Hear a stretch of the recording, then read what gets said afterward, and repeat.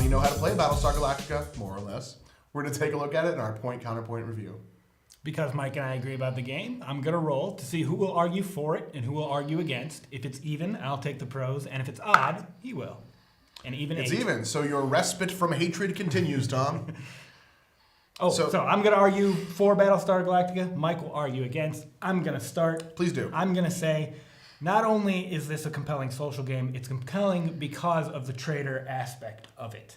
So you have, when we were talking about it, we talked a lot in comparison with Shadows of Camelot, another very popular traitor game.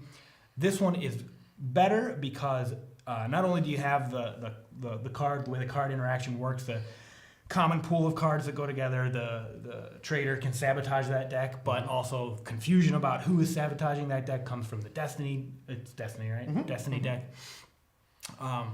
That interaction is really interesting, so you can sort of look at people's characters like, oh, there's some purples there that sabotage this one. You have access to purple, that kind of interaction. Really interesting.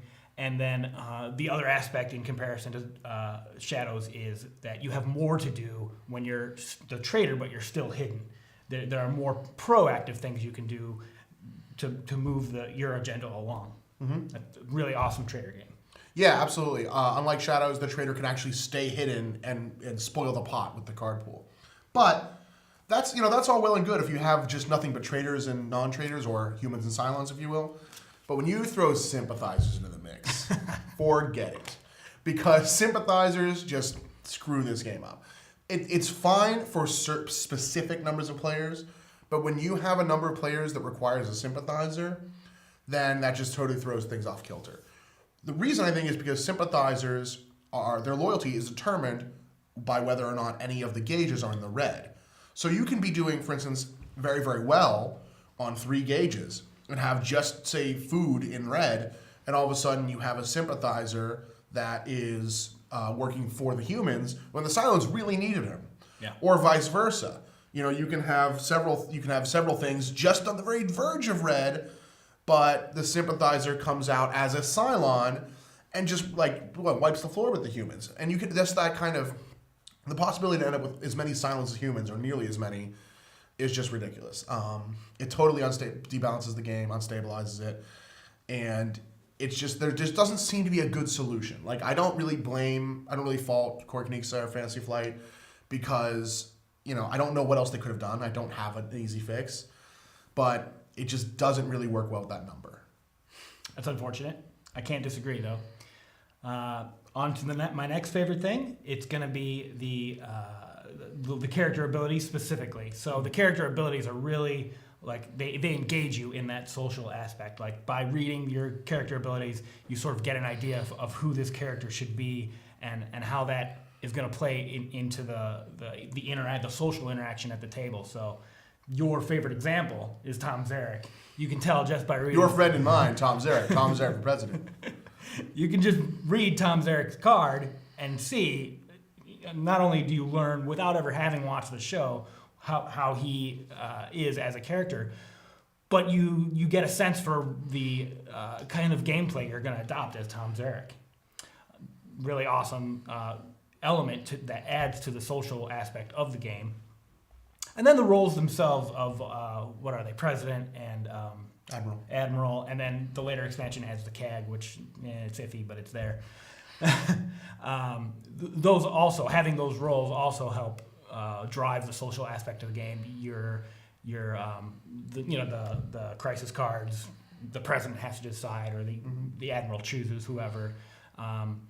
Those aspects just all drive the social interaction at the table. I think that's really an awesome element. Yeah. I'm not going to say that I've played Tom Zarek every time, but I've played Tom Zarek every time. And I regret nothing, quite frankly, Tom. Because, you know what? It's a social game, like you said. I like to get into it. I like to role play it. I like to, have fun around the table with table talk. But I kind of have to do that, Tom, because there's just too much luck in this game. This game can't be about winning or losing. It can't be about struggling to root out the Cylons, because ultimately it's going to come down to the crises. No matter what you do, no matter how optimally you play, no matter how much people are alpha gaming and making sure that every play is made very efficiently, the game can still just get you by having too many crises come out that eat the same resource. Right. So if you have 5 crises come out all in the same part of the deck, it's a big deck. You're gonna get there's no guarantee you'll get any particular distribution. If you have 5 crises come out and eat your food, then you're gonna starve to death, and there's nothing you can do about it. Doesn't matter how well you play. It doesn't matter how Tom Zarek you are. You can't fix it. So that really annoys me that the game can essentially win without the traders doing anything. I've had multiple games where all the initial round of players were all loyal, and then the traders only popped in halfway through, which is another complaint. I think that if the traders pop in halfway through, their lives are very, very difficult. If there are no traders in the first half of the game, it's very hard for the traders to win.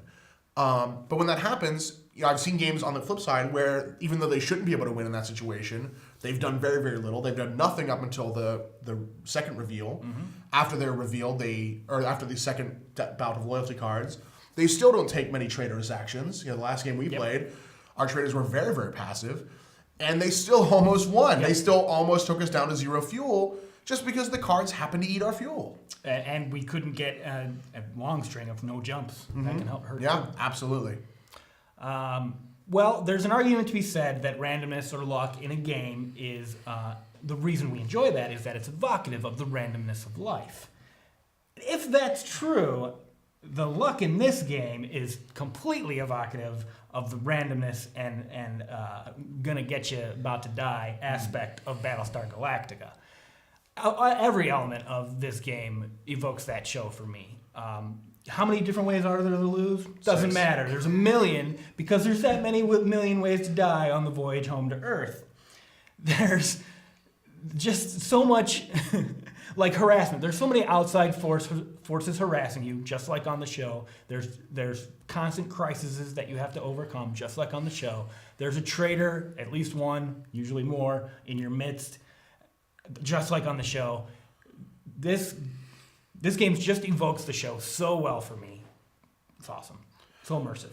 I can kind of agree with that. I have never seen a single episode of Battlestar Galactica, but even I know that Tom Zarek is a great guy. So I can kind of, see what you mean with that. I can't argue. But, for a social game that you're supposed to be so immersed in, that you're supposed to be enjoying everyone's company around the table so much, it's just too complex. I mentioned earlier that it's very hard for the traders to win if they don't come out until the second dealing of the loyalty cards. It's also very, very hard for the traders to win if they're first-time players. And in a game that you really want to be able to play with a mixed audience. So, if I bring this over to a party or something, maybe not, something too loose, but if I want to be able to play this with new people and old people mixed. And if the new people happen to be dealt out the trader cards, if they're the Cylons, forget it. They just don't understand when to reveal, how to reveal, when not to, how to spoil the pot over time. It's just there's too much to learn that first time. Yeah. And for a game that's like 4 hours, that's a big time save. It is really hard to instruct on what kind of traders' behaviors you should do, because then if you're not the trader and you see them doing the exact things you told them to do, certainly, right, that'll be a tell. It's really hard. So there's just too much going on here. It's just too complex for a trader game. Well, in general, now we can talk in for real how we feel about the game. I still love it. This is a great social game. The first time I played it, I ran into the same problem of too complex for a trader. I was a trader the first time, didn't do anything, and then I was like, my initial opinion was there's no way you can win, but that's because I didn't fully understand the game. Second playthrough, completely different experience. I totally got it, and it was awesome, and I've been in love ever since. Unfortunately, and I don't get a chance to play it too much, just because it is such a complex game. The My Gaming group it really isn't into that level of rulesy detail. But any chance I get, I'm going to play it, so I'll give it an 8 out of 10. This one's given me a lot of memorable moments. I will always remember when a friend of mine XO'd me. He gave me an executive order when I was one of the Cylons. He was right before me in turn order. So he gave me his action. I revealed myself to be a Cylon, went up to the Cylon resurrection ship, and then next turn unleashed fury with my fleet mobilization or whatever Cylon death card I had. And so, it's those kind of moments where just seeing the look on his face when he XO'd me and a grin appeared on mine, those moments make the game worth playing. However, I am still waiting for the perfect trader game. Shadows over Camelot doesn't do it for me. I think this one's a little better than Shadows, but it's still not perfect. If this were much more streamlined, if there were maybe more, if it was a little simpler maybe for the traitor to kind of spoil the pot over time, because sometimes, quite frankly, there just aren't enough people involved in the skill checks for the traitor to do it without being instantly detected or very nearly instantly You have to detected. pick your moments. So this one is, again, I have not seen the perfect traitor game. I like this one. I like Saboteur, but it still has its problems, mostly in the complexity of it and in the still relatively limited traitor options. So I'm going to give this one a 7. I like it. I just can't play with as many people as I'd like to.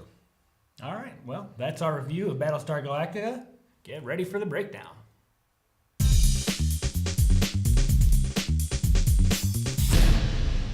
And this is the breakdown of Battlestar Galactica from Fantasy Flight.